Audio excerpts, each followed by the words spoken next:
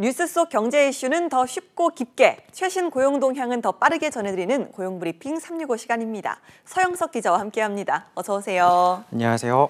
네, 오늘 어떤 이슈가 있을까요? 네, 얼마 전에 서울의 한 아파트 경비원이 이른바 갑질 피해를 호소하면서 스스로 생을 마감했는데요. 경비원들에 대한 갑질 논란은 어제 오늘의 일이 아닙니다.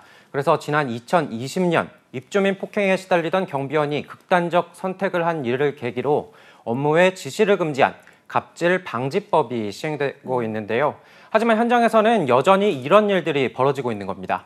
반복되는 경비원 갑질, 대책이 없는 걸까요? 오늘 이슈픽에서 짚어봅니다. 네, 얼마 전이었죠. 극단적 선택을 한 70대 경비원 사건. 이 경비원의 동료들이 관리자의 갑질에 항의하는 집회를 열기도 했는데 구체적으로 어떤 일이 있었던 걸까요?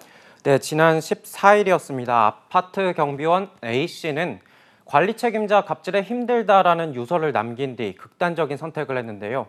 동료들은 추모 행진과 동시에 관리소장과 입주자 대표회의 회장에 A씨 죽음에 책임이 있다면서 소장 해임과 함께 재발 방지 대책을 촉구하고 나선 겁니다. 해당 관리소장이 취임한 뒤 3개월이라는 짧은 기간 동안에 그만둔 사람은 20명에 달한다고 합니다. 관리소장 측에는 어떤 입장이 나왔습니까? 네, 하지만 관리소장 측은 갑질 의혹은 사실 무근이라는 입장입니다. 경찰은 A씨 동료를 불러 관리소장이 무리한 업무 지시를 했는지 등을 조사하고 서울지방노동청에도 관련 내용을 통보했다는 상황인데요.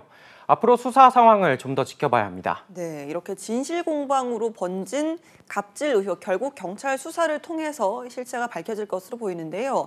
이런 문제 방지를 위해서 이미 경비원 갑질 방지법이 시행되고 있는 거 아니에요? 네, 맞습니다. 말씀하신 대로 갑질 방지법 지금도 시행되고 있는데요. 이 반복되는 경비원 갑질 사태, 사회적 공분을 계속 일으키고 있기 때문에 이런 법이 만들어진 겁니다. 경비 업무에서 벗어나는 지시를 경비원들에게 내릴 수 없게 규정한 게 핵심입니다. 하지만 주민들의 폭력과 폭언을 막기 위한 것으로 이번 사건처럼 관리소장의 갑질까지 처벌하기는 어렵습니다. 무엇보다 이런 일이 발생했을 때 항의하기가 쉽지 않은 구조인데요. 대체로 경비업체들이 퇴직금을 주지 않으려고 1년 미만의 단기 계약, 쪼개기 계약을 하고 있기 때문입니다. 이런 상황에는 갑질 방지법도 무용지물인 거죠. 그러니까요. 아무래도 이렇게 매해 계약을 갱신을 하려면 위에서 시킨 일을 거부하기도 어렵고 또 부당한 일을 당하더라도 항의하는 게 어려울 수밖에 없을 것 같습니다. 네, 매년 재계약이 이뤄지는 거라서 경비원들은 항상 고용 불안에 처하게 되고 계약 때마다 절대적인 영향력을 행사하는 관리소장을 향해 문제를 제기하기도 쉽지 않은 구조입니다. 한국노동연구원의 자료를 보면요. 전국 경비 노동자들의 간접 고용 비율은 90%로 1년 이하 단기 계약자들이 94%나 됐는데요. 직장 갑질 119 조사에서도 마찬가지입니다. 경비 노동자 대다수가 1년 미만 단기 계약 근로자였는데 심지어 3개월 단위, 1개월 단위의 계약 체결도 있었습니다.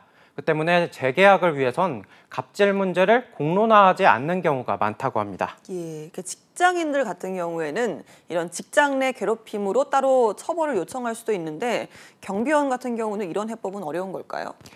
네, 아파트 관리업체 소속인 관리소장이 경비업체의 아래 도급 직원인 경비 직원들에게 부당한 지시를 하더라도 직장 내 괴롭힘으로 처벌하기 어려운 게 현실입니다. 고용노동부는 직장 내 괴롭힘은 같은 회사에 근무하는 직원들 사이에 성립한다고 보기 때문인데요. 이번에 발생한 사태 역시 경비원들은 위탁 경비업체 소속이고 갑질 당사자로 지목된 관리소장은 다른 위탁업체에 속해서 있어서입니다. 예, 그럼 이런 구조라면 다른 어떤 경비원 동료들의 증언이 있더라도 관리소장에게 책임을 묻는 건 쉽지 않은 그런 구조네요. 네, 맞습니다. 노동 관련 법률에서 법적 책임을 지는 건 경비원과 계약한 용역회사이기 때문인데요. 이런 구조 때문에 경비원들은 불편함을 호소합니다. 여러 사용자의 눈치를 살펴야 하기 때문인데요. 그리고 경비원들을 향한 갑질이 반복되는 것도 이런 다중사용자 구조가 꼽힙니다. 경비원들과 계약을 맺은 용역업체가 법률상 경비원의 사용자 지위를 갖지만 경비원들은 용역업체뿐 아니라 아파트 관리소장과 입주민 등에게 모두 업무 지시를 받기 때문입니다. 예, 그래서일까요? 경비원들의 순환사가 계속해서 반복되고 있는 그런 현실 아니겠습니까? 네, 맞습니다. 실제로 서울노동권익센터에 따르면요. 아파트 경비노동자 권리구제 상담은 2021년 428건에서 지난해 1,004건으로 무려 134.5%가 증가했습니다. 이른바 경비원 갑질 방지법이 시행됐지만 이들을 향한 갑질은 오히려 늘고 있는 게 현실입니다. 네, 그럼 이런 반복되는 문제를 뿌리 뽑을 수 있는 그런 근본적인 개선책은 없는 걸까요? 네, 아파트 노동자들의 고용구조 개선이 근본 해결책이라는 지적이 나옵니다. 직장갑질 119는 관련 노동자를 보호하기 위해 용역회사 변경 시 고용 승계 의무화와 입주자 대표 회의의 책임 강화, 직장 내 괴롭힘 금지법 적용 대상 확대 등의 대책이 필요하다고 조언하기도 했습니다. 예, 매번 이런 사태가 생길 때마다 문제 개선을 이야기하지만 현실적인 변화는 더디기만 합니다. 이런 경비원 업무에 대한 인식도 바뀌어야 될 것 같은데 쉽지는 않을 것 같네요. 네, 법을 피해가는 각종 꼼수의 경비원들의 고통이 계속되고 있습니다. 본래 업무 말고 대리 주차나 택배 배달 같은 잡무를 시키면 안 되고 어기면 과태료가 최대 1,000만 원입니다. 하지만 현실에서는 여전히 각종 꼼수로 이런 일이 벌어지고 있다고 하고요.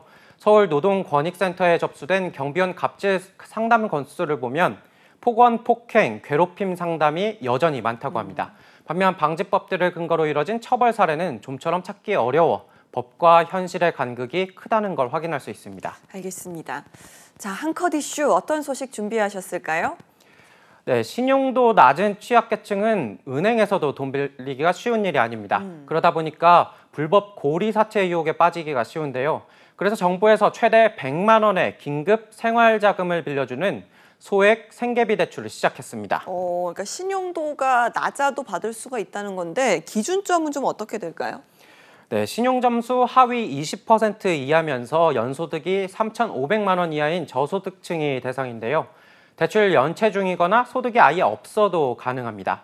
대신 금리는 연 15.9%로 다소 높은 편인데 온라인 금융교육을 받으면 0.5%포인트를 깎아주고요. 이자를 잘 갚으면 1년 뒤에 9.4%까지 낮아집니다. 대출은 전국 46개 서민금융통합지원센터에 직접 방문해 상담한 후에 받을 수 있습니다. 알겠습니다. 네, 경비가 억울한 일을 안 당하도록 도와주세요. 2020년 서울의 한 아파트 경비원이었던 고 최희석 씨의 유언입니다. 하지만 3년이 지난 지금도 제도적인 공백이 여전한데요. 이제는 바뀌어야 하지 않을까요? 오늘도 서영석 기자와 함께했습니다. 고맙습니다. 네, 지금까지 고용브리핑 365였습니다.